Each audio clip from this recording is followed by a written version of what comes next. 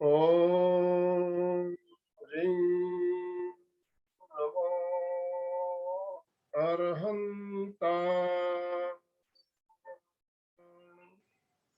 ओम ह्रीं नमो सिद्धाय। ओम ह्रीं नमो आयर्याय। ओम ह्रीं नमो उवज्झाय। ओम ह्रीं नमो लोये शमशाहूण। ऐसो पंचणमुक्कारो सब्बपावपणासनो मंगलाणं च सौवेशे पढमं हवै मंगलम् पढमं हवै।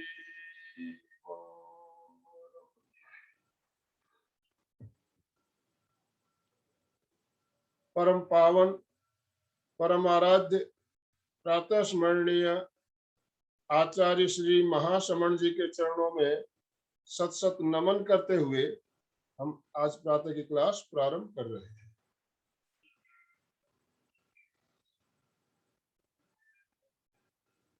सभी साधक साधिकाओं को जय जिनेन्द्र, सुप्रभात, गुड मॉर्निंग। आज हमने विषय रखा है अस्थमा। अस्थमा या श्वास रोग, दमा, जो भी आप कह लो, नाम अलग अलग हो सकते हैं, रोग एक ही है। अस्थमा, श्वास रोग, दमा। आजकल हमारी जो दिनचर्या है, इस दिनचर्या के कारण ये रोग बढ़ता ही जा रहा है।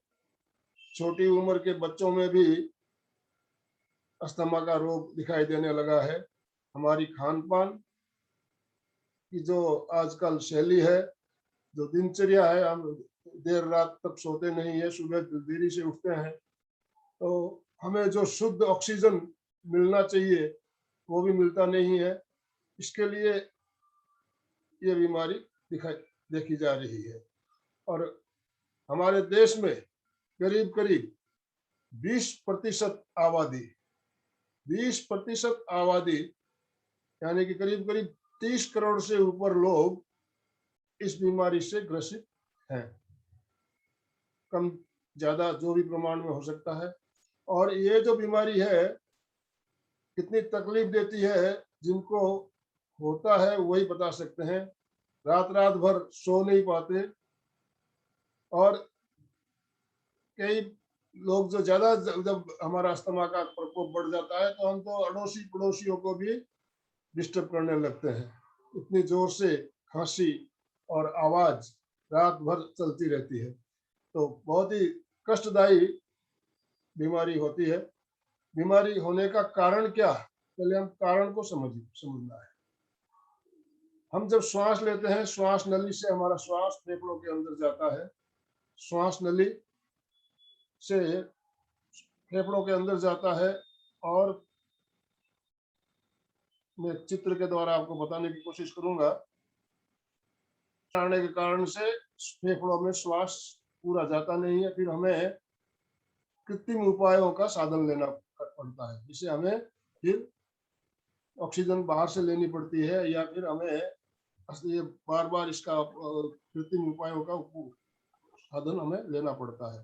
तो श्वास में अवरोध आना, पूरा ऑक्सीजन फेफड़ों में नहीं पहुंचना, इसके कारण से ये बीमारी होती है।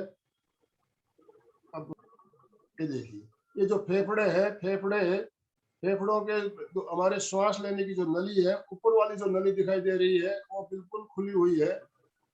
ये हमारे श्वास नली की हालत रहती है। और जब बीमारी होती है, जो नीचे नली दिखाई दे रही है वो उसमें बिल्कुल सिकुड़ गई है, अवरोध आ गया है। अवरोध आने से क्या होता है, श्वास लेने में तकलीफ होती है। तो श्वास लेने में जो जितना ज्यादा अवरोध आएगा उतना ही ज्यादा तकलीफ होगी। इस तरह से हम देख रहे हैं, फेफड़ों, हमारे जो फेफड़े हैं, फेफड़ों में नलियां जो है, नली के अंदर इस तरह से ब्लॉकेज होने से हमें श्वास लेने की तकलीफ होती है, जिससे हमें ये बीमारी बढ़ती है। और धीरे धीरे जो जो बीमारी बढ़ेगी, ब्लॉकेज ज्यादा होता जाता है। ये देखिए दूसरे साइड में जो दिखाई दे रहा है, इसमें पूरा जैसे नली जो है पूरी अवरुद्ध हो गई है। तो इस तरह से अगर नलिका हमारी अवरुद्ध हो जाती है तो हमें श्वास लेने में तकलीफ होती है, और श्वास की तकलीफ के कारण से फिर ये बीमारी हमें ज्यादा से ज्यादा प्रभावित करती है।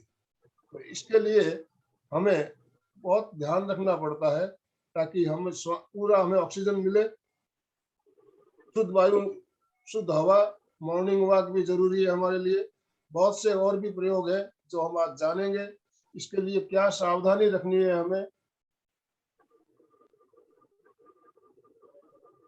वो भी हम जानेंगे। तो देखिए, आयुर्वेद में वात, पित्त और कफ, तीन प्रकार के दोष बताए गए। तीन प्रकार के दोष, और वात के करीब करीब 80 प्रकार के वात की बीमारियां होती है। पित्त, 40 प्रकार की पित्त की बीमारी भी बताई गई है। और कफ, 20 प्रकार की बीमारियां कफ के कारण होती है। तो इस तरह से देखा जाए तो ये त्रिदोष, जो त्रिदोष है, इसी तीन दोषों के कारण सारी बीमारियां हमारे शरीर में आती है। तो आयुर्वेद में वात, पित्त और कफ को कंट्रोल करने के लिए बहुत बढ़िया इलाज बताया गया है। आयुर्वेद तो है ही, उसके अलावा योग, प्राणायाम, ध्यान, इनसे भी हम इन तीनों दोषों को अपन मिटा सकते हैं। कोई भी दोष हो, वात, पित्त और कफ का, तो इसके वजह से हमें ध्यान का, आसन प्राणायाम का अभ्यास ज्यादा से ज्यादा करना चाहिए। अभी हम बात कर रहे हैं अस्थमा की। अस्थमा, दमा या श्वास रोग, जिसे ब्रोंकाइटिस के नाम से भी जाना जाता है। इसका मेन कारण मैंने आपको बताया, श्वास नली में सूजन। श्वास नली के अंदर सूजन आ जाती है, तो नली जो है हमारा, वो अंदर से सूजने के कारण से बिल्कुल ब्लॉक हो जाती है, और इस ब्लॉकेज के कारण श्वास लेने में तकलीफ होती है। तो इसके लिए कई प्रयोग हम कर सकते हैं। पहले हम इसकी कुछ सावधानियां जान लें, और उसके बाद में परहेज जान लेंगे, उसके बाद हम प्रयोग बताएंगे। तो सावधानियां, हमें सुबह जल्दी उठना है, मॉर्निंग वॉक करना है, ध्यान रखना है, ज्यादा से ज्यादा ऑक्सीजन और शुद्ध ऑक्सीजन हमारे फेफड़ों में आए। प्रोसेस्ड फूड, फास्ट फूड, ये सब हमें नहीं खाना है। प्रोसेस्ड फूड, आजकल ज्यादा से ज्यादा फास्ट फूड का चलन हो रहा है, और इसकी वजह से दमे की शिकायत भी बढ़ रही है। ठंडी चीजें, सावधानी में आपको परहेज में ये सब चीजें ध्यान रखनी है। फ्रीज की कोई भी चीज आपको नहीं लेनी है, कोल्ड ड्रिंक वगैरह भी नहीं लेना है, दही नहीं लेना है, नमक कम लेना है। ये सब बातें आपको ध्यान में रखनी है। फ्रीज की ठंडी चीज नहीं लेना है, और पानी भी आपको गुनगुना गर्म करके पीना है। गर्म पानी, ठंडा पानी भी नहीं पिए जिनको दमे की प्रॉब्लम है। हरी पत्तेदार सब्जियां ज्यादा खानी है। हरी पत्तेदार सब्जियां आपको ज्यादा से ज्यादा लेना है। जामुन, जामुन के सीजन में जामुन ज्यादा से ज्यादा खा सकते हैं। गाजर का प्रयोग ज्यादा कर सकते हैं। और सीने और पीठ पर तिल के तेल की मालिश करने से भी इससे आराम मिलता है। सीने और पीठ पर तिल के तेल का मालिश।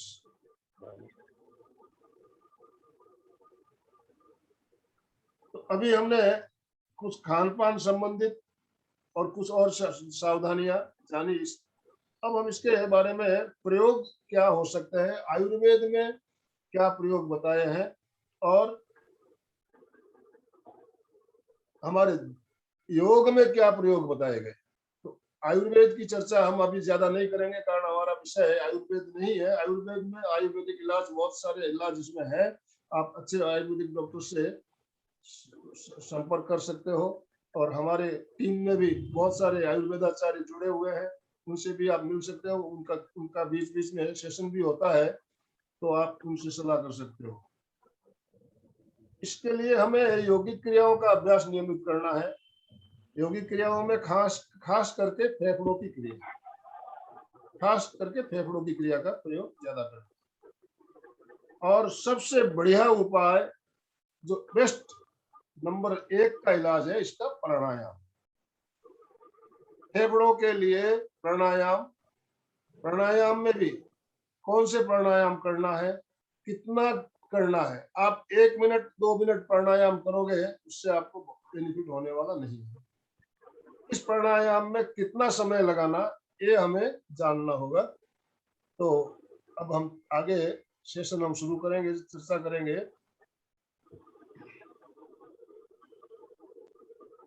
प्राणायाम, इसमें कई प्राणायाम बताए गए। पहला प्राणायाम बताया गया है, तो हम बीच बीच में आपको करवाते भी रहते हैं प्राणायाम, भस्त्रिका प्राणायाम। भस्त्रिका प्राणायाम हम जो करते हैं, हमेशा फोर्स के साथ श्वास लेते हैं और फोर्स के साथ श्वास को छोड़ते हैं। इसमें आपको ध्यान रखना है, धीमी गति से, ज्यादा तेज गति से श्वास नहीं लेना, नहीं छोड़ना। लेना है, लेकिन उसमें गति धीमी होनी चाहिए। पूरा श्वास भरे, पूरा फेफड़ा भर जाए, और फिर धीरे धीरे श्वास, फेफड़ा खाली करते हुए श्वास को छोड़।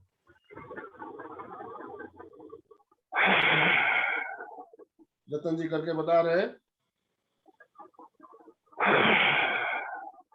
धीमी गति से, ज्यादा स्पीड से नहीं लेना। इस बात का आपको ध्यान रखना। दमे की जरूरत है।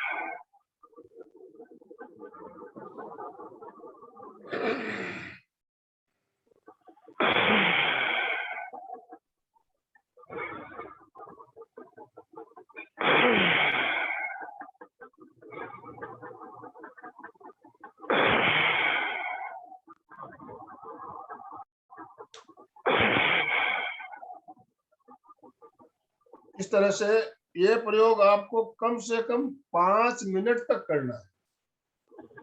5 मिनट,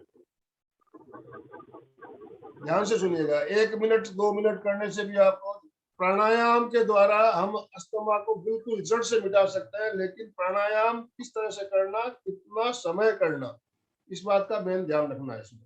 5 टोटल प्राणायाम आप अगर 30 से 35 मिनट तक करते हो, 3-4 प्राणायाम, और एक प्राणायाम करने के बाद दूसरे प्राणायाम के अंदर थोड़ा सा विश्राम, रुकना भी जरूरी है, विश्राम भी देना जरूरी है। तो दमा रोगी प्राणायाम तो करना ही है, लेकिन कैसे करना है, इस बात का हमें सावधानी पूर्वक, ध्यान पूर्वक करना है। 5 मिनट तक हमने अभी बताया आपको, भस्त्रिका प्राणायाम करना है। अब दूसरा प्राणायाम आता है इसमें, कपाल भाती। कपाल भाती में केवल श्वास को छोड़ना, केवल श्वास को छोड़ना है। उसमें भी आपको ध्यान रखे, ज्यादा तेज गति से नहीं, केवल श्वास को छोड़िए।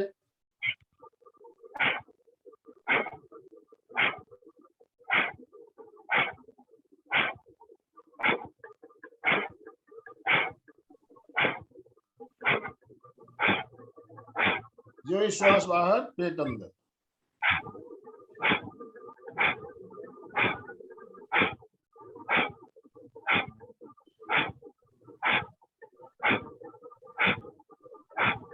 कपाल भाती को आपको कम से कम 10 मिनट से 15 मिनट, 10 से 15 मिनट।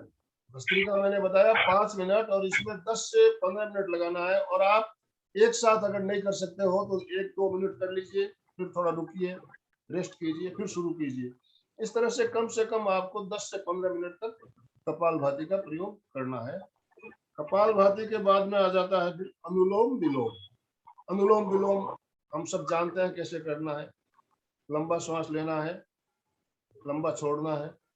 अनुलोम विलोम कम से कम 10-15 मिनट ये भी करना है आपको। इस तरह से अगर आप 40 मिनट का एक पैकेज बनाते हो, 40 मिनट तक केवल प्राणायाम, केवल प्राणायाम, और रेगुलर सुबह सुबह, तो इससे आपको देखिए अस्थमा की बीमारी 100% आपको बिल्कुल ठीक हो सकती है। सबसे बढ़िया उपाय प्राणायाम ही बताया गया। इसके अलावा उज्जाई प्राणायाम भी बहुत बढ़िया है। उज्जाई में हम कंठ को स्पर्श करते हुए श्वास लेते हैं और स्पर्श करते हुए श्वास को छोड़ते हैं। ये भी आप अभ्यास कर सकते हो। उज्जाई प्राणायाम।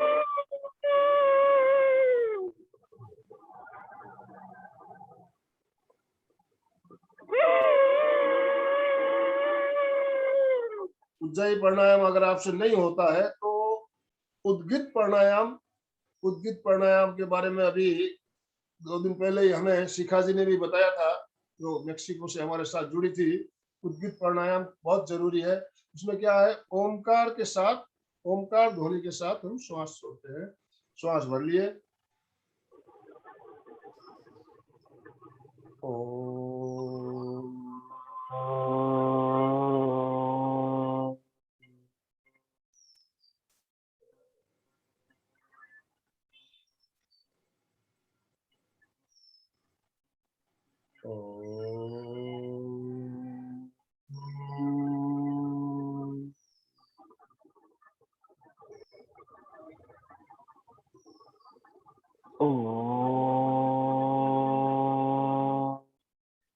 ओमकार के साथ श्वास लंबा छोड़ना बहुत ही बढ़िया प्रयोग। तो ये हमने टोटल आपको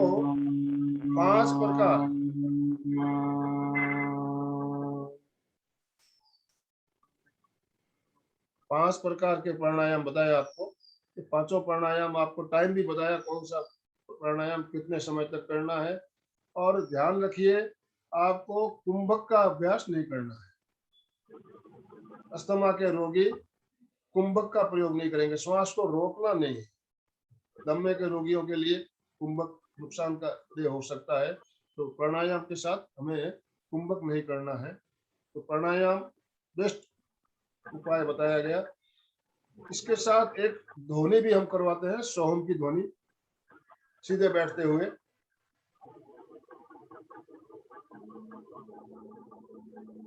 श्वास भरिए और सोहम की ध्वनि करते हुए श्वास छोड़िए।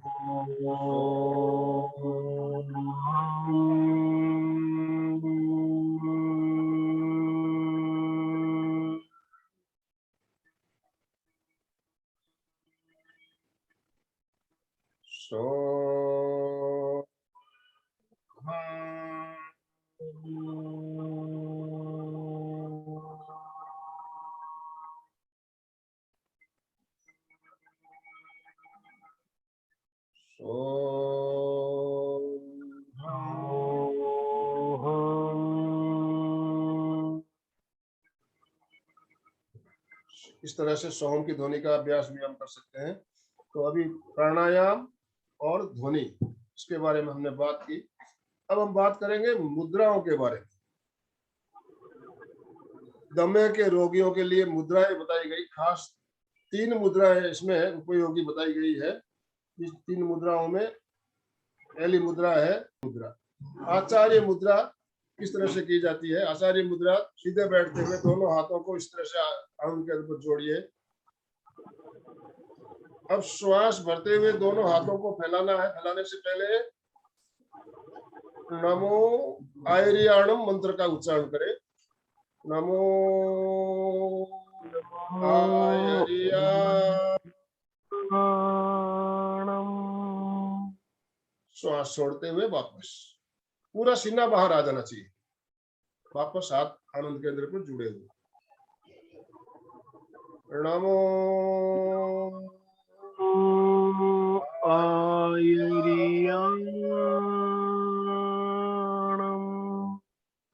कोशिश कीजिए आपके दोनों अंगूठे कंधों के पास और हथेलियां पूरी सामने की ओर खुली हुई रहे, पूरा सीना बाहर आ जाए। वापस श्वास छोड़ते हुए धीरे धीरे हथेलियां आनंद केंद्र पर। नमो आयरिया।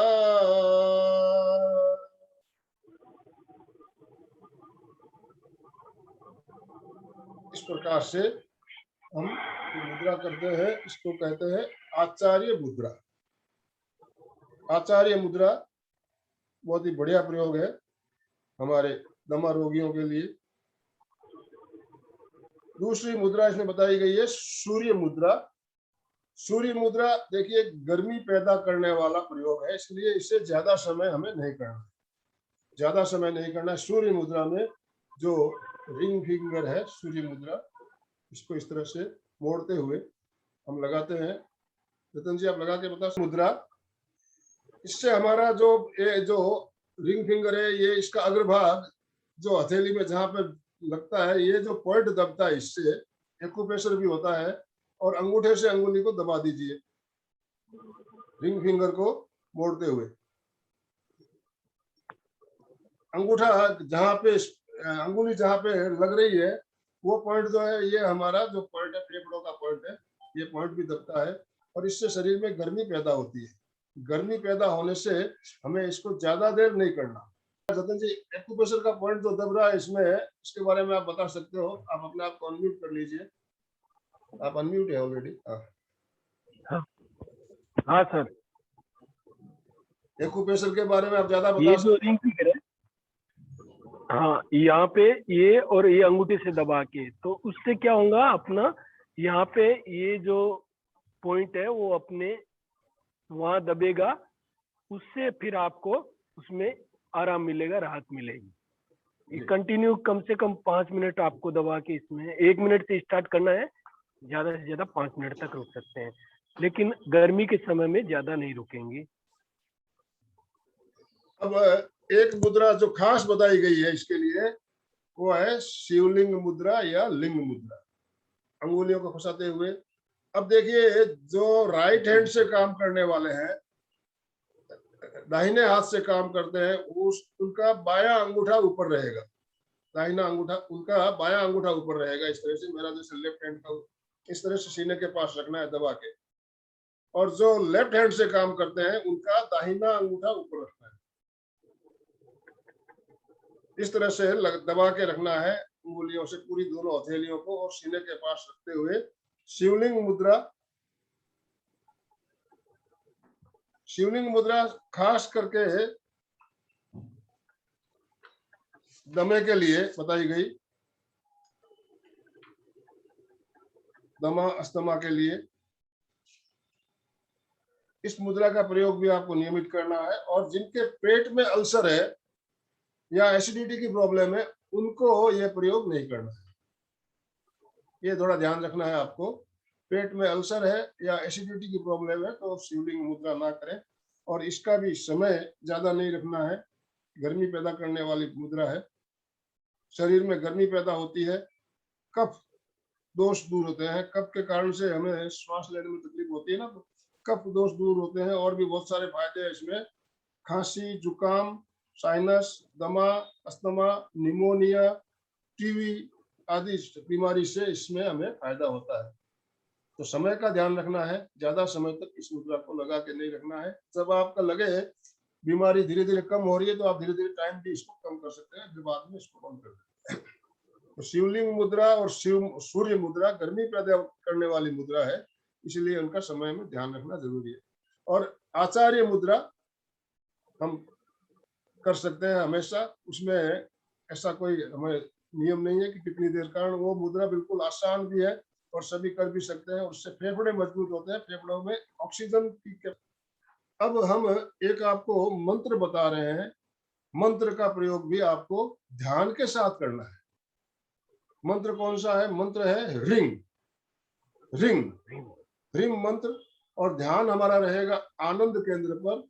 और रंग साथ में नारंगी रंग या ऑरेंज कलर का ध्यान करते हुए, सीधे बैठते हुए, जिस मुद्रा में आप बैठ सकते हो उस मुद्रा में बैठिए और ध्यान आनंद केंद्र पर केंद्रित करते हुए रिंग मंत्र का जप। रिंग, रिंग, रिंग, रिंग, इस तरह से आनंद केंद्र पर ध्यान केंद्रित करते हुए, नारंगी रंग का ध्यान करते हुए रिंग मंत्र का जाप आप नियमित 5 से 10 मिनट प्रतिदिन सुबह सुबह आप कीजिए। इससे भी आपको दमे में आराम मिलेगा, दमे की क्रिया। अब हम चलेंगे योगिक क्रियाओं की ओर। फेफड़ों की क्रिया इसके लिए बहुत ही बढ़िया है। कुछ क्रिया हम लेट कर भी करेंगे, कुछ बैठ कर भी करेंगे। तो पहले बैठ कर की जाने वाली फेफड़ों की क्रिया जतिन जी बता दीजिए। 2-3 क्रिया जो है खास वो बता दीजिए। जैसे कोई चीज स्प्रिंग है, उसको आप पूरी ताकत लगाते हुए खींच रहे हैं, ऐसे पूरी ताकत से श्वास भरते हुए खींचना है और पूरा सीना जो है वो से पूरा सामने आ जाएगा। सीना श्वास से भरा और फूला हुआ, धीरे धीरे वापस स्प्रिंग को छोड़ना है, यानी श्वास को छोड़ते हुए धीरे धीरे दोनों हाथों को वापस पास में लेके आ जाए। पूरी ताकत से श्वास भरते हुए दोनों हाथों को पूरी ताकत लगाते हुए खींचिए स्प्रिंग को।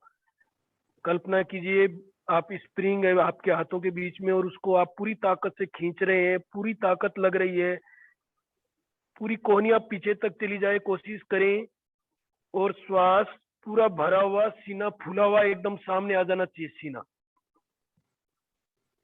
धीरे धीरे श्वास छोड़ते हुए दोनों हाथों को वापस पास में लाएंगे, यानी स्प्रिंग को धीरे धीरे छोड़ेंगे, झटके से नहीं छोड़ना है। कोई भी काम जब भी करते हैं अपन, कोई क्रिया, उसको आराम से करना, आराम के साथ वापस बंद करना, झटके से कोई काम नहीं करना है। एक बार और धीरे धीरे श्वास भरते हुए खींचेंगे, पूरा श्वास भरें, पूरा सीना श्वास से भरा और फूला हुआ, धीरे धीरे श्वास छोड़ते हुए वापस दोनों हाथों की पोजीशन। अब सेकंड स्टेप में अपन धीरे धीरे श्वास भरेंगे और फोर्स के साथ श्वास छोड़ेंगे ताकि हमारे फेफड़े क्लींज हो जाए। तो इसमें अपन धीरे धीरे दोनों हाथों को पीछे लेके गए, श्वास भरा, पूरा सीना श्वास से भरा और फूला हुआ, और फोर्स के साथ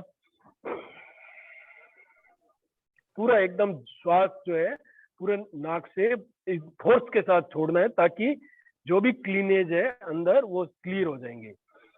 धीरे धीरे श्वास भरेंगे,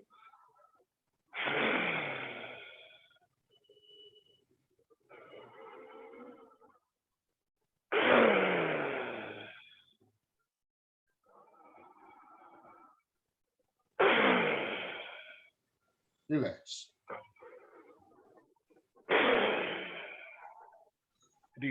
इसको एक दोनों हाथों को सामने करके, जैसे किसी चीज को अपन पहले अपन सामने से स्प्रिंग को चौड़ा कर रहे थे, अब सामने से स्प्रिंग लगी हुई है और उसको आप खींच रहे हैं श्वास भरते हुए। पूरा श्वास भरा हुआ, सीना फूला हुआ, दोनों कोहनियां जितनी पीछे ले जा सकते हैं पूरी पीछे गई हुई है। धीरे धीरे श्वास छोड़ते हुए वापस सामने दोनों हाथों को धीरे धीरे श्वास खींचते हुए, श्वास भरते हुए खींचना है, धीरे धीरे श्वास भरते हुए छोड़ना है, श्वास छोड़ते हुए दोनों हाथों को वापस सामने। इसमें देखिए हम खाली भरते समय श्वास ले रहे हैं, खाली केवल खींचना है, लेना है। इसको लेना और छोड़ना दोनों भी कर सकते हो, फोर्स के साथ छोड़ना। दूसरे टाइम फिर फोर्स के साथ लेना भी और फोर्स के साथ छोड़ना भी।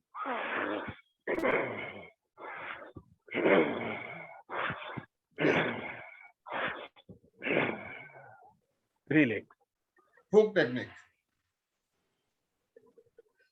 अब 3 बार में श्वास भरना नाक से और मुंह से फोर्स के साथ। आपको सामने जैसे बहुत सारी मोमबत्तियां हैं और एक ही फूंक में उन सारी मोमबत्तियों को बुझा देना है। इस टाइप से पहले 3 बार में श्वास भरेंगे, फूक टेक्निक बोलते हैं इस टेक्निक को,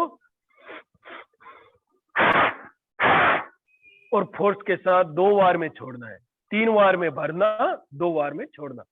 भरिए,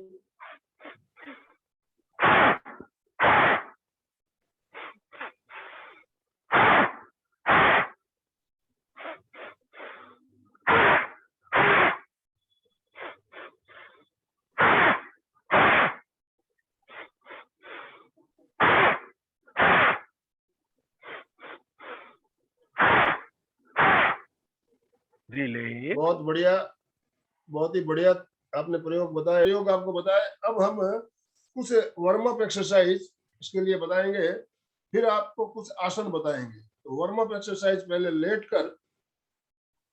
लेट जाइए, पेट के बल, दोनों हथेलियों को ठुड्डी के नीचे दबाइए, जिसे मकरासन बोलते हैं हम। मकरासन में इस पोजीशन में आने के बाद अब पहले श्वास भरते हुए दाहिने पैर को मोड़िए, श्वास छोड़ते हुए वापस पैर सीधा कीजिए। कम से कम 5 से 7 बार इस पैर से करें।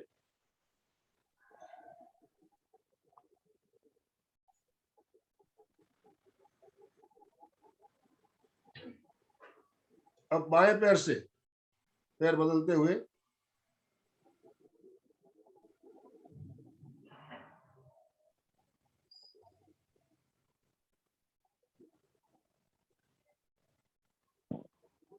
अब दोनों पैर एक साथ,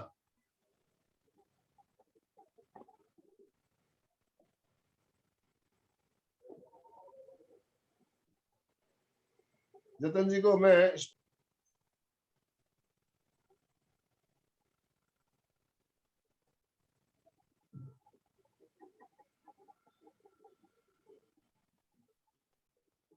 इस तरह से पैरों को अप डाउन करते हुए, पहले राइट पैर से, फिर लेफ्ट पैर से, फिर दोनों पैर से। नेक्स्ट, अब कोहनियों को आगे पीछे करते हुए चलित मकरासन का प्रयोग भी कर सकते हैं। इसमें आपको फेफड़ों पे, जब कोहनियों को आगे लेके जाते हो, फेफड़ों पे प्रेशर आता है। धीरे धीरे वापस आइए। लो बीपी वालों के लिए भी बहुत बढ़िया प्रयोग है चलित मकरासन। श्वास छोड़ते हुए पहले सामने जाना है, धीरे धीरे छोटे छोटे डग भरते हुए, छोटे छोटे डग भरते हुए कोहनियों के बल चलना है। आपका शरीर जहाँ है वही रहेगा, शरीर नहीं आगे पीछे होगा, केवल कोहनियों के बल जाना है। फेफड़े आपके, इसमें फेफड़ियों में खिंचाव और प्रेशर आपको महसूस होगा, और थायराइड में भी आपको खिंचाव महसूस होगा। और फिर श्वास छोड़ते हुए वापस पीछे की ओर ले जाना है कोहनियों को, धीरे धीरे छोटे छोटे डग भरते हुए, तो ठुड्डी को जमीन पर टच कर देना है कोशिश करें। वापस श्वास भरते हुए धीरे धीरे वापस मकरासन की स्थिति में आ जाएंगे। फिर छोटे छोटे डग भरते हुए श्वास छोड़ते हुए सामने की ओर ले जाएंगे। ये प्रयोग भी हमारे लिए बहुत बढ़िया है। अब हम कुछ पीठ के बल लेटकर 1-2 आसन बताएंगे। पेट के बल भी आसन है, वो हम बाद में लेंगे। पीठ के बल लेटकर, पहले पीठ के बल लेटते हुए सीधे लेट जाइए, जिसके हम बोलते हैं शवासन, शवासन या कायोत्सर, रिलैक्सेशन बॉडी को। हर आसन के बाद थोड़ी देर विश्राम करना है।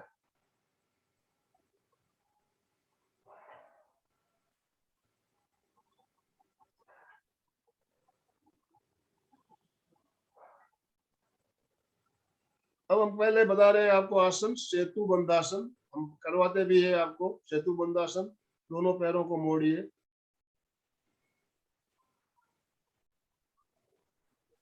पैरों के टखनों को पकड़ सकते हैं या हथेलियां जमीन पर भी सटा कर रख सकते हैं। श्वास भरते हुए कमर को ऊपर उठाना है, श्वास भरते हुए कमर को उठाइए।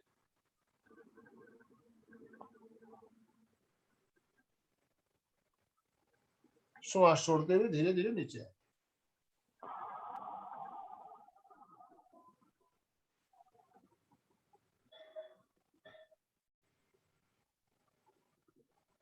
श्वास भरते हुए धीरे धीरे आप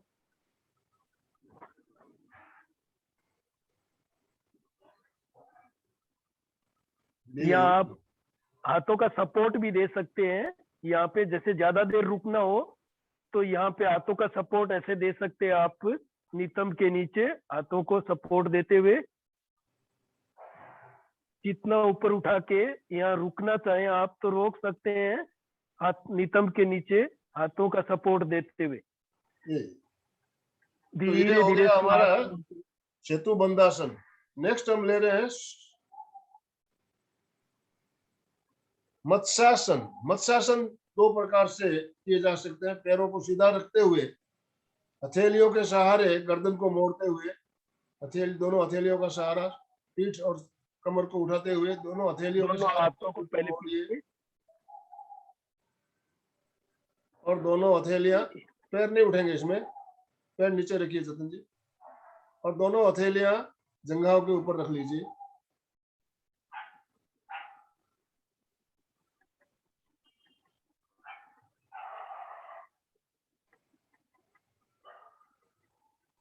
मत्स्यासन का पहला प्रकार।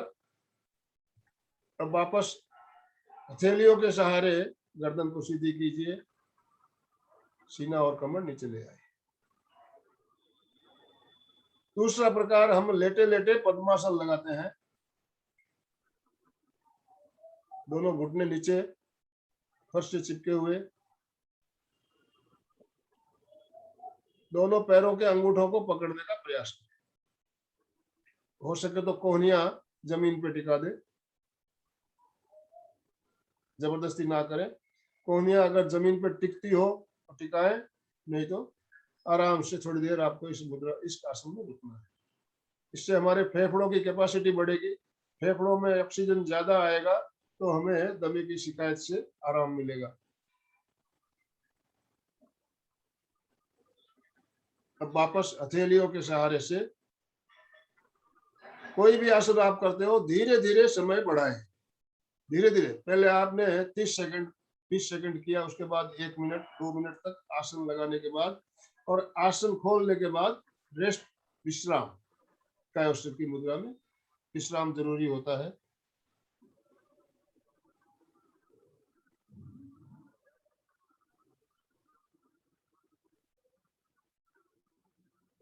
तो मत्स्यासन के प्रयोग आप कर सकते हैं, मत्स्यासन।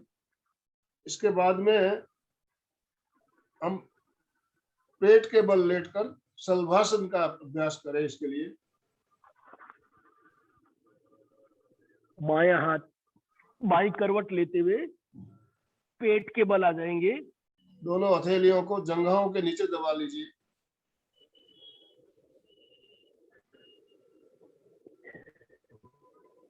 अब ये श्वास पोजीशन, भरते हुए दाहिने पैर को ऊपर उठाइए।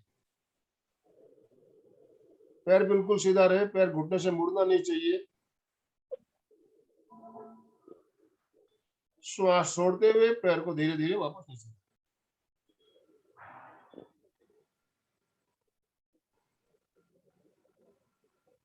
एक बार और करके बताइए।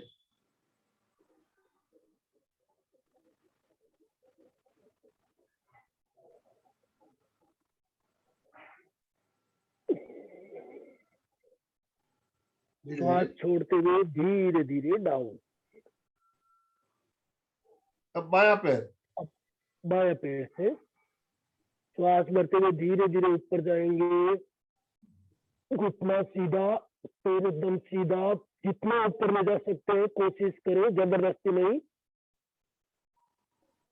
श्वास छोड़ते हुए धीरे धीरे वापस नीचे लाएंगे। श्वास भरते हुए अप,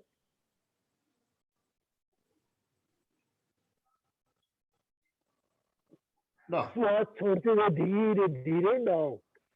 अब दोनों पैर एक साथ, श्वास भरते हुए पैर उठाइए, ठुड्डी फर्श से चिपकी है।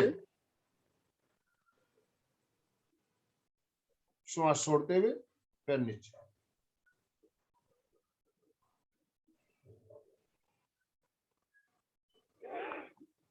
एक बार और,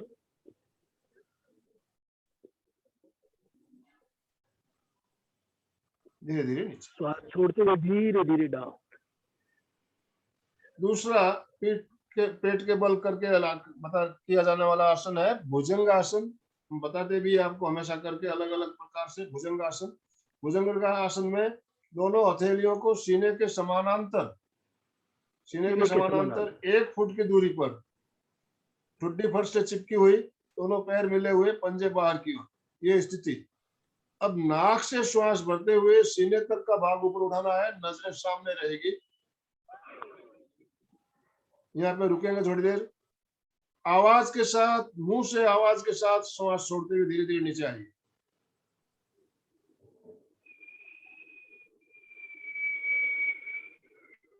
वापस नाक से श्वास भरते हुए नाभि तक का भाग ऊपर उठाइए, नजरें ऊपर छत की ओर, मुंह से श्वास छोड़ते हुए आवाज के साथ। इस बात का ध्यान रखना है, आवाज के साथ श्वास छोड़ते हुए नीचे आना है। भुजंग जिस तरह है, भुजंग मतलब सर्प, सांप जैसे फुफकारता है उसी तरह फुफकारते हुए नीचे आना है। इससे हमारे फेफड़ों की कैपेसिटी बढ़ती है और हम इससे फेफड़ों के लिए कर रहे हैं, फेफड़ों की कैपेसिटी बढ़ाने के लिए कर रहे हैं, तो हमारा ध्यान भी फेफड़ों पे रहना चाहिए। अब दूसरे राउंड में हम हथेलियों को नजदीक ले लेंगे, 6 इंच की दूरी पे रखिए और वही क्रिया दोहराएंगे वापस। एक, नाक से श्वास भरते हुए सीने तक का भाग ऊपर, नजरें सामने। 2, आवाज करते हुए नीचे आइए, नीचे तक आइए वापस श्वास छोड़ते हुए। 3, श्वास भरते हुए नाभि तक का भाग उठाइए, हाथों को सीधा करने का प्रयास, नजरें छत की ओर। 4, आवाज के साथ श्वास छोड़ते हुए धीरे धीरे नीचे। तीसरे राउंड में हथेलियां सीने से सटी हुई, बिल्कुल सीने के पास। 1,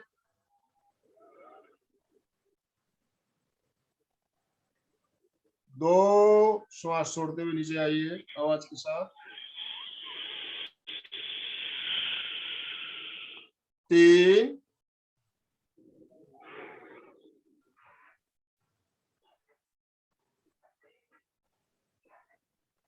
4,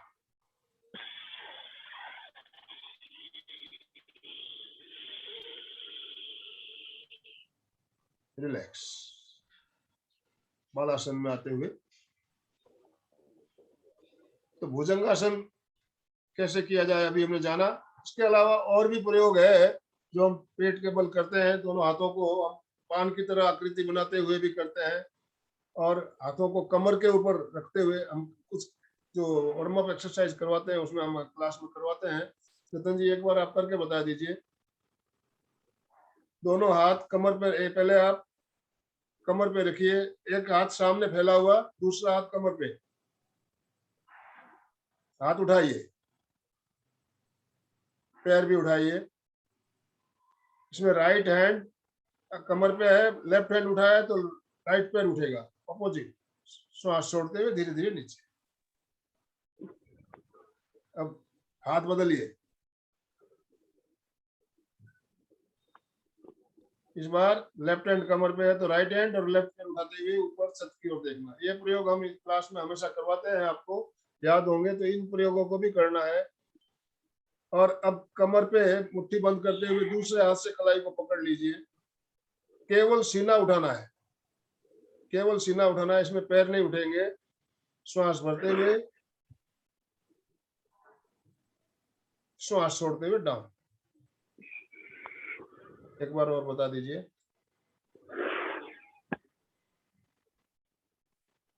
अब हाथों की पोजीशन बदलकर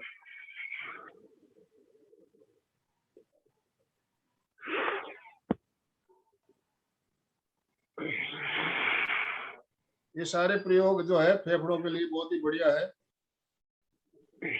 रिलैक्स, बालासन। नेक्स्ट हम करेंगे अब धनुरासन। धनुरासन फेफड़ों के लिए बहुत ही बढ़िया प्रयोग बताया गया। फेफड़ों के लिए, खास करके जो फेफड़ों की प्रॉब्लम रहती है उनके लिए धनुरासन। दोनों पैरों को मोड़ते हुए टखनों से पकड़िए, ठुड्डी जमीन पे सटी हुई स्थिति। अब सीना और घुटने, दोनों घुटने उठेंगे, सीना उठ जाएगा। शरीर को धनुष की भांति बेंड करते हुए ऊपर छत की ओर देखना है। श्वास भरते हुए ऊपर आइए,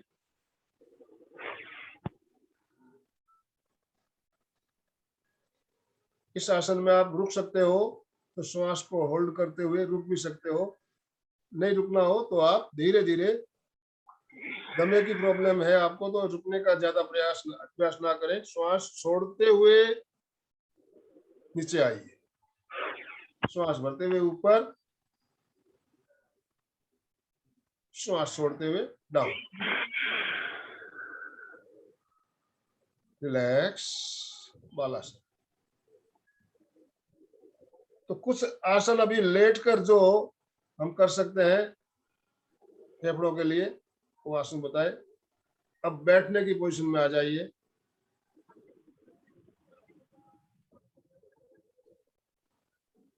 बैठने की पोजीशन में आते हुए वज्रासन में आइए। वज्रासन में बैठिए।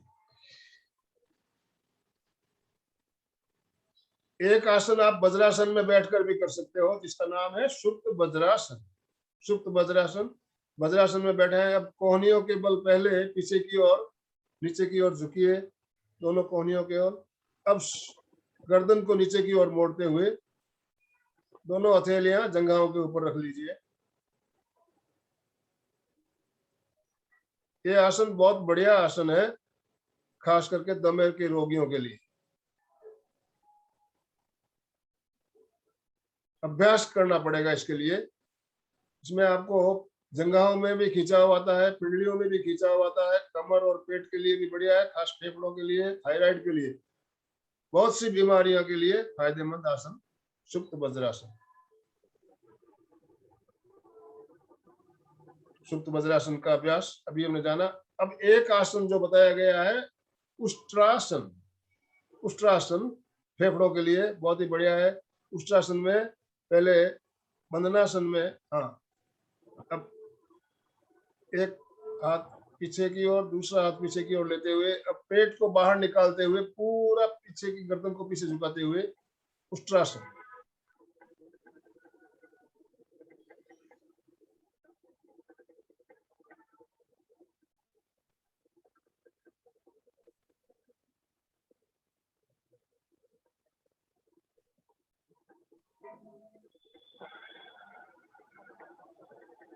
बहुत बढ़िया।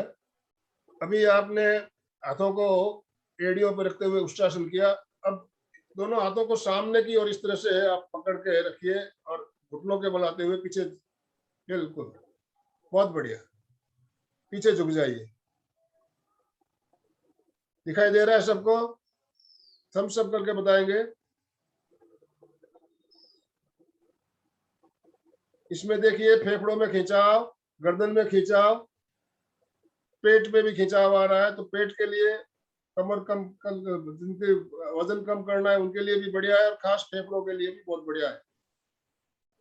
इस आसन को हम खड़े होकर भी कर सकते हैं, भी बैठ के करके बता रहे हैं, आप खड़े होकर भी कर सकते हो।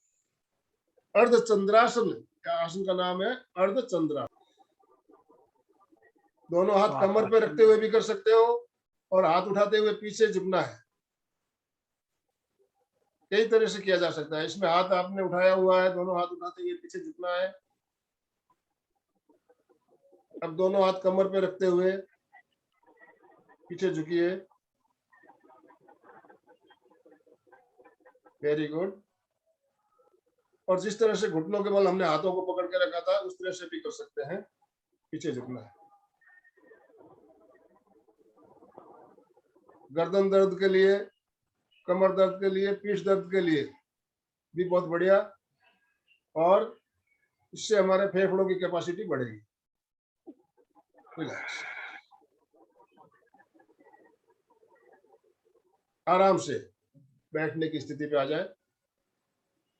अपने आप को वापस अनम्यूट करेंगे, भी आप म्यूट हो जाएंगे। हाँ, तो कुछ चीजें अभी हमने समराइज कर लेते हैं जो हमने आज बातें बताई आपको। तो प्राणायाम सबसे बढ़िया, सबसे बेस्ट नंबर 1 इलाज प्राणायाम। प्राणायाम में भी हमें कौन से भस्त्रिका, कपालभाति, अनुलोम विलोम, उज्जाई, ये प्राणायाम नियमित करना है। समय भी बताया मैंने, भस्त्रिका 5 मिनट, अनुलोम विलोम 10 से 15 मिनट, सॉरी, और ये कपालभाति भी 10 से 15 मिनट। तो इस तरह से आप 40 मिनट कम से कम प्राणायाम करते हो, डेली करते हो, तो देखिए आपका इसमें बहुत जल्दी फायदा मिलेगा, आपको मिलना ही है 100%। मुद्रा 3 प्रकार की बताई, सूर्य मुद्रा, शिवलिंग मुद्रा और आचार्य मुद्रा। फेफड़ों की क्रिया जरूरी है, और ह्रीम मंत्र का जप, आप पॉइंट जो मैंने बता रहा हूं आप नोट भी कर सकते हो। ह्रीम मंत्र का जप आपको 10 मिनट कम से कम करना है, आनंद केंद्र पर और गोल्डन, सॉरी, आपको नारंगी रंग। नारंगी कलर। और फूक टेक्निक, हाँ, हुक टेक्निक तो उस फेफड़ों की क्रिया में खैर आई गई है। फेफड़ों की क्रिया में। अब इसमें खास आपको ध्यान रखना है, ठंडी चीजें, फ्रीज की चीजें बिल्कुल नहीं खाना, कोई भी चीज। फ्रीज को तो आपको यूज ही नहीं करना है, जिनको दमे का प्रॉब्लम है उनको। और पानी भी आपको गुनगुना या गर्म पीना है, दही नहीं खाना है। और दूध भी आपको खाली दूध नहीं लेके उसके साथ हल्दी और सौंठ मिला के ले सकते हो, हल्दी और सौंठ मिला के आप दूध लो। धूल मिट्टी से दूर रहना है, ये खास ध्यान रखने लायक बात है। जहां पे धूल मिट्टी होती है वहां आप ना जाएं, वहां आपको तकलीफ बढ़ सकती है। सीने और पीठ पर तिल के तेल की मालिश मैंने बताई। प्रोसेस्ड फूड, फास्ट फूड नहीं खाना है, नमक कम खाना है। और खासकर जो शराब पीने वाले लोग हैं उनको शराब से दूर रहना है। आदत लगी है तो धीरे धीरे उसको छोड़िए। आसन जो बताए हमने, उष्ट्रासन, अर्धचंद्रासन, शुक्र वज्रासन, सेतु बंदासन, भुजंगासन, धनुरासन, ये सारे आसन जो पीछे मुड़ने वाले आसन है, वो फेफड़ों के लिए बढ़िया होता है, गर्दन के लिए भी बढ़िया होते हैं, वो कर सकते हो। तो कुछ आसनों का अभ्यास भी बताया। तो अभी आपकी कोई जिज्ञासा हो तो आप अपने आप को अनम्यूट कर सकते हैं। बहुत अच्छे आसन बताए आपने। हाँ अमृत जी। हाँ, बहुत अच्छे आसन बताए, और आपको नमस्कार करता हूँ। तो आसन तो बहुत सारे हैं। आज जो हमने हाँ, आसन हाँ। बताए, आज जो आसन लिए खास करके दमा रोगियों के लिए जो फायदेमंद आसन हो सकते हैं, उन्हीं हाँ, आसनों नहीं, को। दमा रोगी के लिए बोल रहा हूँ मैं, बहुत अच्छा हाँ, बताया। बहुत अच्छे बहुत आसन, बहुत बहुत शानदार बढ़िया तरीके से प्रयोग देखा है। मैंने। आसनों का अभ्यास और आसानी से हो भी जाते हैं आसन, अभ्यास आपको नियमित करना है। और हाँ, खास हाँ। विशेष प्राणायाम पे ज्यादा ध्यान देना है। आसनों से भी ज्यादा आपको मैंने नंबर 1 बताया, पहला प्राणायाम का इसमें प्रयोग आपको ज्यादा से ज्यादा करना है। प्राणायाम, जो प्राणायाम बताया, और समय ज्यादा लगाना है। आप 1 मिनट 2 मिनट आप प्रयोग करोगे तो उससे आपको बेनिफिट मिलने वाला नहीं है। आपको दमे से छुटकारा पाना है तो कम से कम 40 मिनट तक 5 प्राणायाम बताए। पांचों में से जो भी हो आपको, खाली मैंने बताया भस्त्रिका में थोड़ा समय कम लगाना है। कपालभाति में 10 मिनट, कपालभाति में 10 मिनट, अनुलोम विलोम 10 मिनट, उज्जाई हो तो करे, उज्जाई नहीं तो ओमकार की ध्वनि वाला जो प्रयोग बताया वो बहुत बढ़िया है, वो भी कर सकते हो। तो ये प्राणायाम हमारे हो गए। प्राणायाम के बाद मुद्राओं का प्रयोग बताया मैंने। मुद्राओं का प्रयोग आसानी से किए जा सकते हैं। सूर्य मुद्रा एक बार बताइए ना वैसे। कौन सी मुद्रा? सूर्य मुद्रा, वो सूर्य मिडिल मुद्रा। वाला है ना, सूर्य मुद्रा। फिंगर है क्या वो? चिट्टी इसको उंगली है यहाँ क्या? पे, हाँ दोनों कनिष्ठा के पास वाली। हाँ, मध्यमा और छोटी अंगुली के बीच वाली, इसको यहाँ पे टच करना है बीच में, सेंटर में, और अंगूठे से ऐसे दबा लेना है। बाकी तीनों अंगुलियां आपकी ऐसी ऊपर रहेगी।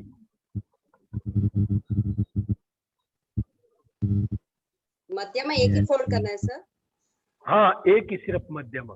और अंगूठा दबाना है उस पे। हाँ, अंगूठे से दबा देना है। अंगूठे से दबाओगे तो देखिए इसमें जो आपका फेफड़े का जो पॉइंट है, जो आपकी अंगुली का अग्रभाग है, कहाँ पे आ रहा है? हथेली में, जहाँ बीच पर सेंटर हो रहा है, ये हमारा फेफड़े का पॉइंट है। तो ये भी दबेगा, एक्यूप्रेशर भी होगा इससे। समझ में आ गया, थैंक यू। समझ में आ गया? हाँ, बिल्कुल सही बता रही है सुचिता जी, बहुत बढ़िया। और शिवलिंग की मुद्रा में रिम रिम करना। हाँ, शिवलिंग की मुद्रा में देखिए, हाँ ये शिवलिंग की मुद्रा है। इस तरह से जतन जी लगा के बता रहे हैं। मैंने बताया आपको, आप अगर राइट हैंड से काम करते हो तो आपका लेफ्ट अंगूठा ऊपर रहेगा, और लेफ्ट हैंड से काम और करते हो तो राइट अंगूठा ऊपर रखना है। एक ये अंगूठा करना। ऊपर रहेगा और एक सीने के अंगूठा पास। ऊपर रहेगा, बस। वो फिर आपको ऐसा दोनों हाथों को आनंद केंद्र पर। मुद्रा बना के, और इसमें सीने के पास आनंद केंद्र पे। 3 प्रकार की मुद्राएं बताई गई। तीनों मुद्राएं आसानी से की जा सकती है। आचार्य मुद्रा भी बहुत बढ़िया है।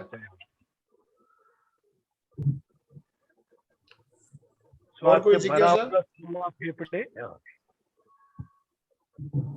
समापन की ओर चले जतन जी। हाँ, हाँ जी। हाँ, तो मंगल भावना, हमारा आज का दिन मंगलमय हो, मंगलमय हो, आनंदमय हो, शांतिमय हो, इन्हीं शांतिमय हो, शुभकामनाओं के साथ इन्हीं शुभकामनाओं के साथ और हम शांति कृतज्ञोस्मि, शांति। हम सब गुरुदेव के आभारी हैं, कृतज्ञोस्मि, हम सब गुरुदेव के आभारी हैं।